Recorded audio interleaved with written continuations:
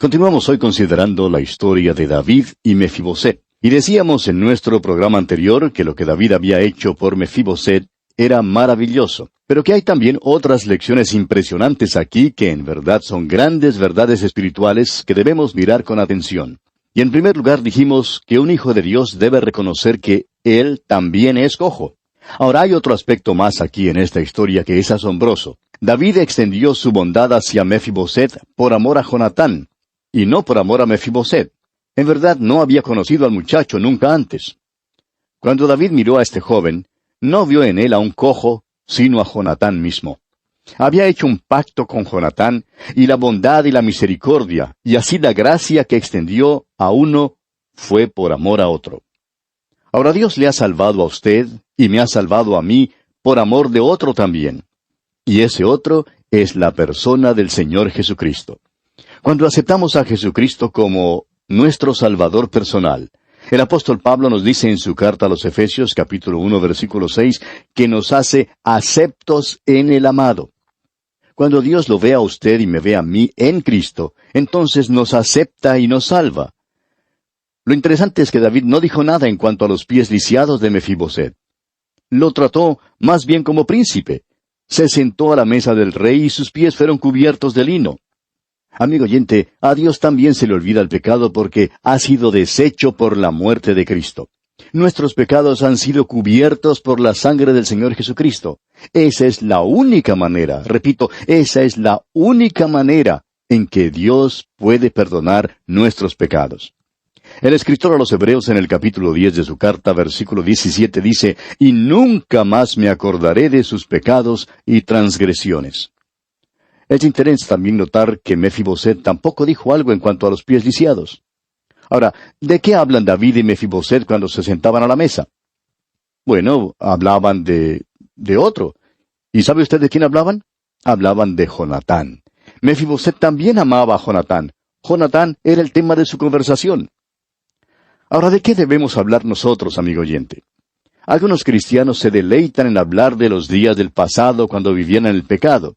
Es una lástima que cuando nos juntamos no hablemos acerca de otro, tal como lo hicieron David y Mefiboset. El Señor Jesucristo, amigo oyente, debe ser el tema principal, el tema central de nuestra conversación. Había otros que se sentaron también a la mesa del rey, los cuales tampoco hablaban de los pies lisiados de Mefiboset. Había una gran compañía que comía a la mesa del rey. Un día vieron traer a la mesa a este cojo. Ahora los chismosos no se dijeron, ¿oíste cómo sucedió esto? En lugar de hablar ellos, escucharon al rey. Oyeron al rey alabar a Mefiboset. No tenían tiempo para entregarse a la conversación. Sus corazones rebosaron de amor para con este muchacho. Es que, como dice el apóstol Pablo en su primera carta a los Corintios, capítulo 13, versículos 7 y 8, el amor todo lo sufre, todo lo cree, todo lo espera, todo lo soporta. El amor nunca deja de ser. Amigo oyente, estas cosas fueron escritas para nuestra amonestación.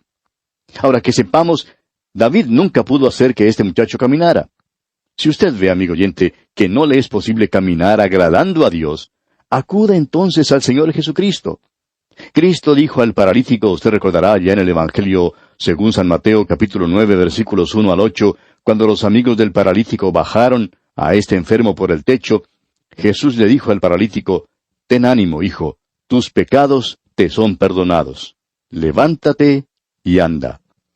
Y Dios le dice a usted y me dice a mí hoy, así que hermanos, os ruego por las misericordias de Dios, que presentéis vuestros cuerpos en sacrificio vivo, santo, agradable a Dios, que es vuestro culto racional.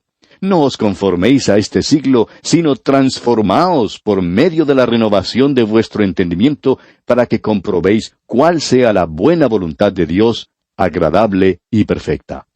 Amigo oyente, Cristo está enviando una invitación hoy en día por los caminos y por los vallados y por las calles de su pueblo. Está diciendo, venga a mi mesa de salvación, así como está, aun si es cojo, y le daré a comer.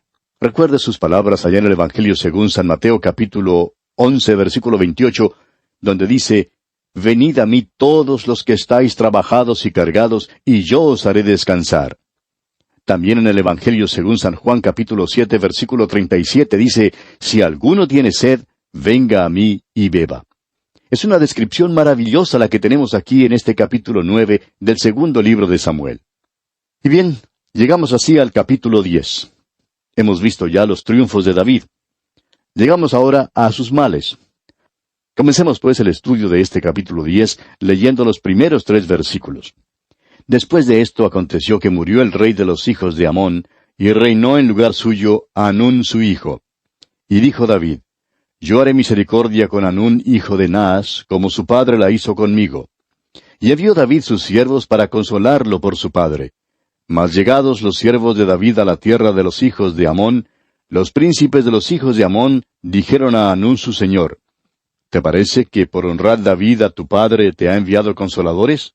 ¿No ha enviado David sus siervos a ti para reconocer e inspeccionar la ciudad para destruirla?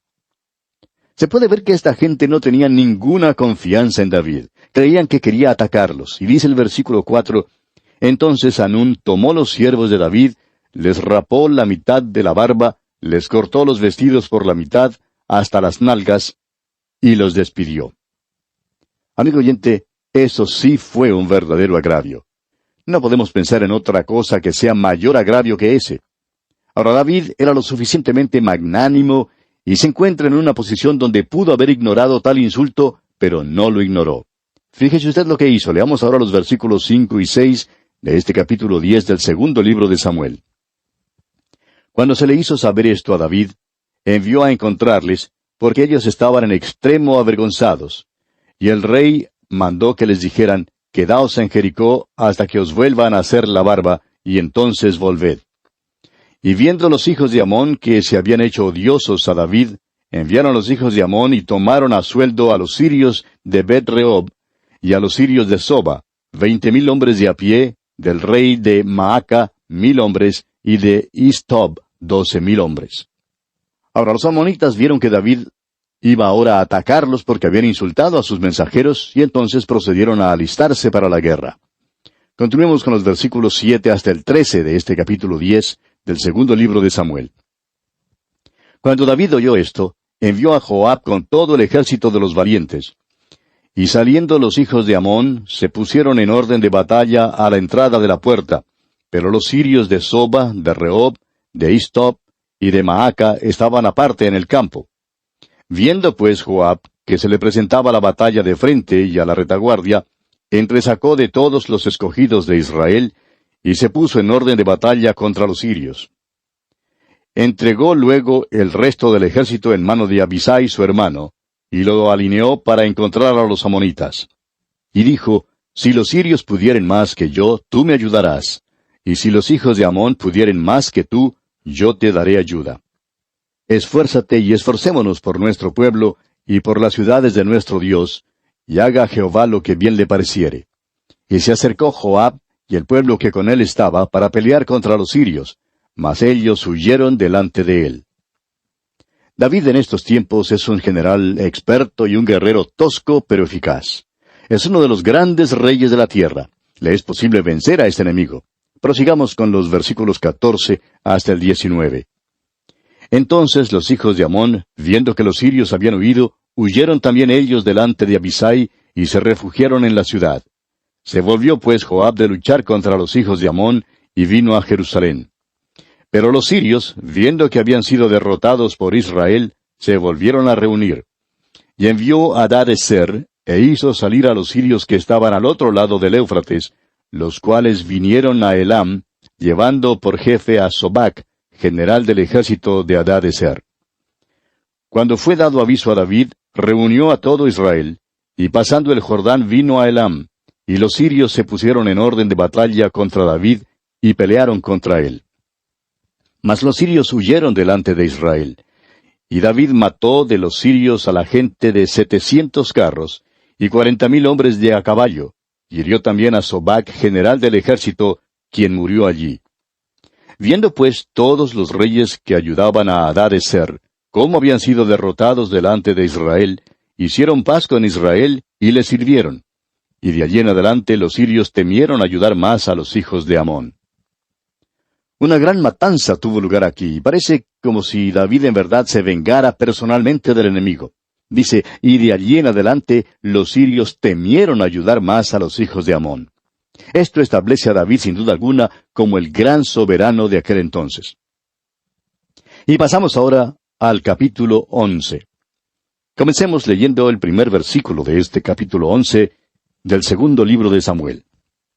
Aconteció al año siguiente, en el tiempo que salen los reyes a la guerra, que David envió a Joab, y con él a sus siervos y a todo Israel, y destruyeron a los amonitas y sitiaron a Rabá, pero David se quedó en Jerusalén. Era el tiempo del año cuando los reyes siempre salían al frente de sus ejércitos, a la guerra. En otras palabras, las naciones tenían épocas de guerra, así como hoy en día tenemos épocas de caza o de pesca. En cierta estación del año se puede cazar y en otras estaciones es prohibido hacerlo. Y eso es cierto hoy en día, en nuestras guerras modernas. Por ejemplo, cuando era tiempo de los monzones en Vietnam, la guerra menguaba. El hecho es que la guerra casi cesaba del todo porque los soldados se hundían en los pantanos, y la lluvia impedía que los aviones despegaran. Después de pasar los monzones, la guerra comenzaba nuevamente. Ahora, las técnicas de la guerra en los tiempos de David probablemente eran mucho más modernas que lo que creemos. El estado atmosférico en aquel entonces tenía mucho que ver con el hecho de si peleaba o no se peleaba. Muchas veces en la Segunda Guerra Mundial, el tiempo era un obstáculo mucho mayor que el enemigo mismo. Pero siempre trataban de seguir peleando. Por lo menos en los tiempos de David, había un tiempo para la guerra. Quizás hasta eran un poco más civilizados que lo que somos nosotros. Por lo menos reconocían que había un tiempo cuando era posible gozar de una paz relativa. Ahora David envió a Joab y al ejército a combatir contra los hijos de Amón. David no les acompañó. Se quedó en Jerusalén. Esto no era según su manera habitual de actuar. ¿Se ha preguntado usted alguna vez, amigo oyente, por qué se quedó David? Bueno, podemos ofrecer una sugerencia. Según nuestro parecer, después que David construyó su palacio lo encontró demasiado cómodo. Era bastante diferente a la cueva de Adulam. El palacio era también muy diferente a algunos de los lugares donde había pasado su juventud. Su palacio era un lugar de lujo y comodidades. Creemos también que David amaba al monte de Sión y que quería quedarse allí. Esta es una de las cosas que ha hecho caer a tantos hombres y mujeres. En realidad, nuestra prosperidad hoy en día ha llegado a ser como una maldición para muchos de nosotros. Nuestra relativa comodidad ha llegado a ser causa de tanta maldad en nuestras naciones. Pero David se quedó en Jerusalén. Esa fue su primera gran equivocación porque debió haber salido a la guerra con sus hombres. Avancemos ahora con el versículo 2 de este capítulo 11 del segundo libro de Samuel.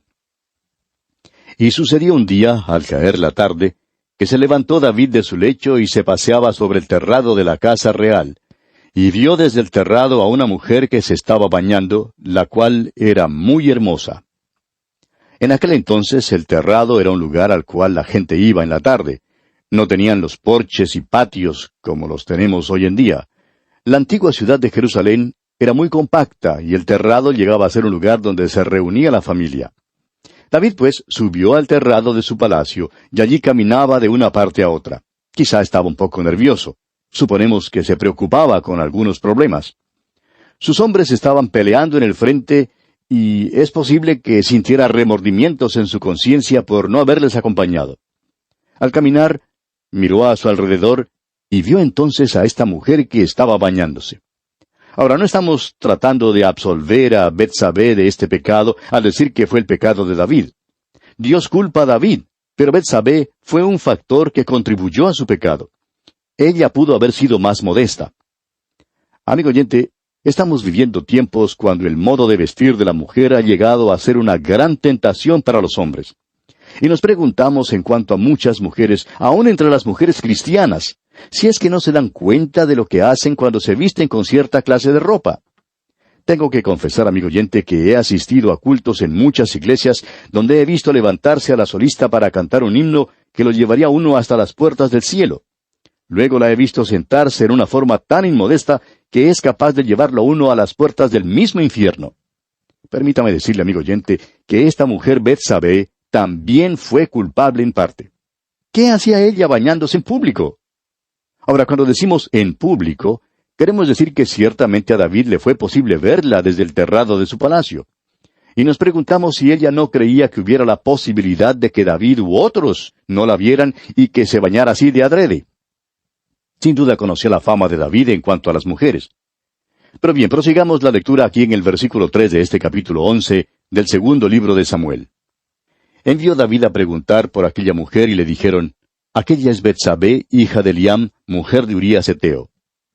Ahora Betsabé en realidad era extranjera. Sigamos adelante con el versículo 4. Y envió David mensajeros, y la tomó, y vino a él, y él durmió con ella. Luego ella se purificó de su inmundicia, y se volvió a su casa. Esta es la historia, y ha sido descrita en un lenguaje breve y sencillo. Es imposible no comprender el verdadero sentido, ¿verdad? Si David hubiera estado en el campo de batalla con sus hombres, esto nunca habría sucedido. Si Betsabé se hubiera bañado dentro de la casa, tampoco habría pasado nada. Y el versículo 5 de este capítulo 11 dice, y concibió la mujer, y envió a hacerlo saber a David diciendo, estoy encinta. Ahora David tiene aquí un verdadero problema. ¿Qué va a hacer? Urías, esposo de Betsabé, es uno de los valientes de David, es seguidor de David. Y entonces veamos lo que ocurre aquí en los versículos 6 y 7. Entonces David envió a decir a Joab, envíame a Urías Heteo. Y Joab envió a Urías a David. Cuando Urías vino a él, David le preguntó por la salud de Joab, y por la salud del pueblo, y por el estado de la guerra. David fingió que hacía volver de la guerra a Urías para consultar con él y darse cuenta de cómo iba la guerra. Y el versículo 8 dice, después dijo David a Urías, desciende a tu casa y lava tus pies. Y saliendo Urías de la casa del rey, le fue enviado presente de la mesa real. David hace todo lo que puede, en este caso, para tratar de absolverse de cualquier culpa. Y dice el versículo 9 de este capítulo 11 del segundo libro de Samuel, mas Urías durmió a la puerta de la casa del rey con todos los siervos de su señor, y no descendió a su casa. Ahora Urías durmió a la puerta de la casa del rey, dice aquí, y esto revela la lealtad de Urías al rey David. En un tiempo de guerra, este hombre no quería ir a su propia casa. Y esto en verdad sorprendió a David. Fue un reproche para David mientras que él disfrutaba del lujo de su palacio. Continuemos con el versículo 10. E hicieron saber esto a David, diciendo, Urías no ha descendido a su casa. Y dijo David a Urías, ¿no has venido de camino? ¿Por qué, pues, no descendiste a tu casa? David trata de poner a Urías en una posición en que a David no le pueden echar la culpa por el niño. Y dice el versículo 11, y Urías respondió a David, el arca e Israel y Judá están bajo tiendas, y mi señor Joab y los siervos de mi señor en el campo. ¿Y había yo de entrar en mi casa para comer y beber y a dormir con mi mujer? Por vida tuya y por vida de tu alma, que yo no haré tal cosa. Urías fue un gran hombre. Fue completamente leal a David. Eso hizo que el doble pecado de David fuera aún mayor.